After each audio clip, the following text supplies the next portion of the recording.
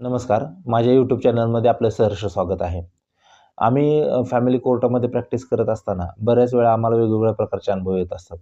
हे अनुभव मी आज तुम्हाला सांगणार आहे, ज्यातून त्या अनुभवातून तुम्हाला काहीतरी शिकायला मिळावं आणि जेणेकरून तुम्ही ह्या गोष्टी जर तुमच्या नात्यामध्ये पाळल्या किंवा ह्या गोष्टी जर चुका टाळल्या, तर तुम्हाला तुमचं नातं टिकवण्यासाठी मदत होऊ शकते. म्हणजे साधारणपणे माझ्याकडे क्लायंट 1-2 वर्षापूर्वीची ही गोष्ट आहे. साधारणपणे 2 वर्षापूर्वी ती महिला माझ्याकडे आली. चांगल्या जॉबला होती. तिचा नवरासुद्धा चांगल्या जॉबला होता. तो दुसऱ्या शहरात होता. दोघांची प्रगती चांगल्या पद्धतीने चालू होती. दोघांना 5 ते 6 वर्षाचा मुलगासुद्धा होता. पण ती प्रचंड टेन्शनमध्ये होते. अचानक आली माझी म्हणले, की "सर माझ्या नवऱ्याने माझ्याविरोधात डिव्होर्सची केस कोर्टामध्ये फाईल केलेली आहे." आणि हे तिला अचानक कळलं आणि अचानक कळलं म्हणजे तिला ते कोर्टामार्फत माहिती मिळाल्यानंतर तिला तो अचानक हे अनपेक्षित असं होतं आणि तिला खूप मोठा मानसिक धक्का बसला होता. आणि ज्यावेळेस ती आली प्रचंड तणावात पण होती. मी विचारलं, "मग ह्या पहिली गोष्ट आमच्या वकिलांची आम्ही ह्या क्षेत्रात काम करत असताना पहिली गोष्ट आमचं हेच बनतं, की त्यांना योग्य पद्धतीनं अ, ह्या मानसिक आधार देणं, त्या सिच्युएशनमधून त्यांना धीर देणं आणि ह्या सिच्युएशनमधून योग्य असं कायदेशीर मार्गदर्शन करणं, हे पहिलं प्रमुख आमचा उद्देश असतो. त्यामुळं मग आम्ही त्यांना थोडासा धीर दिला, त्यांना आधार दिला, त्यांच्याकडून सगळ्या गोष्टी जाणून घेतल्या. तर त्यांनी सांगितलं मला, की "सर आमचा खूप चांगला व्यवस्थित संसार होता. कधीही वाद नव्हते. पण गेल्या काही दिवसापासून माझे मिस्टर हे माझ्यावर सतत संशय घेत होते आणि अ, ते दूर असल्यामुळं सतत संशय घेत होते. आमच्यात गैरसमज निर्माण केले जात होते. तर मग मी विचारलं, की कशामुळं? तुम्हाला काय वाटतं, की कशामुळं हे होतंय किंवा त्यांना असं का वाटतंय? तर त्यांनी मला सांगितलं, की आमच्याच नात्यातील काही लोकं आहेत, की जे त्यांना माझ्याविषयी कान भरत आहेत किंवा माझ्याविषयी गैरसमज पसरवत आहेत, की बाबा हिचा अफेअर आहे किंवा हिचं काय आहे किंवा काय आहे आणि त्या गैरसमजातून त्यांना ते संशयाचं भूत त्यांच्या मनात तयार झालेलं आहे. मग हे सगळं झाल्यानंतर मग मी त्यांना सांगितलं, की तुम्ही काळजी करू नका. आपण कोर्टामध्ये अ, अ, जाऊयात, कोर्टामध्ये हजर राहूयात. बघूयात आपण आपल्या पद्धतीने त्यामध्ये कशा पद्धतीने मार्ग काढता येतो हे बघूयात. पण त्यांनी मला स्पष्ट सांगितलं, की "सर मला डिव्होर्स घेण्याची इच्छा नाहीये. माझं असं काहीही नाहीये. बाहेर अफेअर नाहीये आणि हे माझ्या नातेवाईकांना आमची प्रगती बघवत नाहीये. कारण की आम्ही दोघंही जॉबला आहोत. आम्ही छान पद्धतीने मागच्या 5-6 वर्षामध्ये आम्ही खूप चांगल्या पद्धतीने आमची प्रगती केलेली आहे. आमच्या मुलाचंही व्यवस्थित आहे. त्यामुळं कुठेतरी नातेवाईकांच्या डोळ्यात हे खुपत असल्यामुळं कोणतरी त्यांचं कान भरतंय आणि ह्यातनं मला काही करा, पण मला डिव्होर्स घ्यायचा नाही. मला माझा संसार वाचवायचा. ही तिची पहिल्या दिवसापासूनची भूमिका होती. मग आम्ही कोर्टामध्ये हजर झालो. त्यानंतर त्याच दरम्यान आम्ही त्यांच्या मिस्टरांशी म्हणजे तिच्या नवऱ्याशी पण संपर्क साधण्याचा प्रयत्न केला. सुरुवातीच्या काळात त्यांनी आम्हाला दाद लागू दिली नाही, की सुरुवातीला आम्हाला ते रिस्पॉन्ससुद्धा व्यवस्थित पद्धतीने देत नव्हते. परंतु केस जशी-जशी पुढे जात होती, तसा काळ बराच चालला होता, की 6 महिने, वर्ष झालं आणि ह्या वर्षभरात त्यांना असं लक्षात आलं, की कुठेतरी आपलं पण चुकतंय, कुठेतरी काहीतरी गडबड आहे. कारण की त्यांनी त्यांच्या पत्नीच्या मागे प्रायव्हेट जासूस लावला.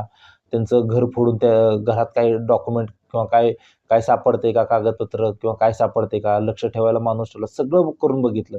पण कुठेही काहीही त्यांना कधी मिळालं नाही. आणि ह्या वर्षभरात त्यांना ती जाणीव व्हायला लागली होती. कोर्टात केस फाईल केल्यानंतर त्या वर्षभरातच त्यांना ती जाणीव व्हायला लागली. परंतु ह्याच दरम्यान आम्ही त्यांच्या मिस्टरांशी सतत संपर्क करण्याचा प्रयत्न करतच होतो. आणि नंतर मग त्यांनी आम्हाला रिस्पॉन्स दिला. एक दिवशी ते मला भेटायला आले. मी त्यांचं काउन्सिलिंग व्यवस्थित पद्धतीने केलं, की आणि त्यांना सांगितलं, की "सर, ह्या अशा गोष्टी आहेत. तुमच्या मिसेसचं म्हणणं आहे, की माझं असं कधीही काही नाहीये आणि मला त्यांनी पुरावा द्यावा." मीही त्यांना सांगितलं, की त्यांची सरळ भूमिका आहे, की माझा संसार वाचवावा. त्यांना तुमच्याबरोबर संसार करायची इच्छा आहे. त्यांचं तुमच्यावरती प्रेम आहे आणि त्यांना सरळ सांगितलं, की "सर तुम्हाला 6-7 वर्षाचा मुलगा आहे. त्या मुलाचा विचार करा." कारण की पेरेंट मीटिंगला किंवा इतर गोष्टीला ज्यावेळेस वडिलांना घेऊन या असं सांगितलं जातं, त्यावेळेस वडील नसतात. त्यावेळेस तो मुलगा आईला प्रश्न विचारतो आणि आई निरुत्तर होते. तुम्ही मुलाचा विचार करा आणि त्यांना पण सगळ्या गोष्टी पटल्या आणि त्यांनी त्यांची चूकसुद्धा कबूल केली, की "सर, मला पण असं वाटतं, की माझ्याकडून काहीतरी चूक झालेली आहे आणि माझ्याकडून हे मी असं करायला नको हवं होतं आणि मी घरातल्या लोकांचं ऐकायला नको होतं." कारण की काय व्हायचं, ते सुट्टीला यायचे. आता हे डिव्होर्सची केस फाईल झाली. ते सुट्टीला घरी यायचे. घरी बाकीच्या लोकांचं, घरातल्या लोकांचं म्हणजे त्यांच्या भावांची, चुलत भावांची, भावाची मुलं ती त्यांच्या वडिलांबरोबर, त्यांचा फॅमिली त्यांच्याबरोबर ती मस्त खेळतायत, दिवाळी सण साजरा करतायत. हे दिवाळीला ह्यांचा मुलगा बरोबर नाही, ह्यांची मिसेस बरोबर नाही. आणि काय कारण तर संशय. अफेअर आहे, अफेअर आहे. पण बरं त्या संदर्भातले कोणी जे कान भरतात तेही पुरावे देऊ शकत नव्हते. ना काय ना काय. त्यांनी प्रायव्हेट जासूस लावला. त्याच्याकडे त्यांनीही सांगितलं की त्या महिलेचं काही नाहीये. एवढं सगळं होऊन पण मग त्यांच्या लक्षात आलं की आपल्याच जवळची लोकं आपला संसार तोडायला बसलेले आहेत. आपला संसार कुठंतरी त्यांना आपली प्रगती बघवत नाही हे त्यांच्या लक्षात आलं. त्यांनी त्यांची चूकसुद्धा माझ्यापाशी कबूल केली आणि मग एक दिवस ते दोघंही मला भेटायला आले. दोघांनीही चर्चा केली. दोघांचंही मी व्यवस्थित पद्धतीने काउन्सिलिंग केलं आणि त्यांना सांगितलं, की ज्यावेळेस तुम्ही नातं तुमचं असतं, तुम्ही प्रगती करत असता, त्यावेळेस जळणारी लोकं असतात. तुमच्या प्रगतीवरती प्रगतीचा प्रगती न बघवणारी लोकं तुमच्या आजूबाजूला असतात. त्यामुळं ह्या आजूबाजूच्या लोकांना किती अ, मर्यादेपर्यंतच आपल्या संसारात लक्ष घालायचं, इन्व्हॉल्वमेंट करून देण्याची, त्यांना सूट द्यायची, हे आपण ठरवायचं. त्यांना किती जवळ करायचं, त्यांना किती लांब करायचं हे आपण ठरवायचं. आणि शेवटी ह्या सगळ्या गोष्टी चर्चा झाल्यानंतर त्यांचं व्यवस्थित पद्धतीने आम्ही काउन्सिलिंग केल्यानंतर ते दोघांनी कोर्टात गेले. सामोपचाराने ते प्रकरण मिटलं. आज दोघंही व्यवस्थित पद्धतीने चांगल्या पद्धतीने संसार करत आहेत आणि दोघांचीही प्रगती अशीच चांगल्या पद्धतीने होत आहे. ह्या अनुभवातून मला सांगायचं ह्या केसमधून, ह्या अनुभवातून तुम्हाला एकच सांगायचं आहे, ज्यावेळेस तुमचे नातेवाईक किंवा आजूबाजूची लोकं तुमच्या संसारात जास्त लक्ष घालायला लागतात, त्यावेळेस गैरसमज वाढतात आणि ह्या गैरसमजातून कुठेतरी वाद वाढतो. वादातून कुठेतरी अशा प्रकारची भूमिका घेतली जाते आणि ही अतिशय चुकीची आहे. त्यामुळे घटस्फोट घेण्याच्या आधी किंवा ह्या गोष्टींकडे एकदा बघावं, ह्या गोष्टीचा अभ्यास करावा आणि मग नातेवाईक संधी देता येते का हे बघावं. त्याचबरोबर मुलीकडच्या लोकांनी सुद्धा आणि मुलाकडच्या लोकांनी सुद्धा त्या दोघांचा संसार आहे त्या दोघांनाच करू द्यावा.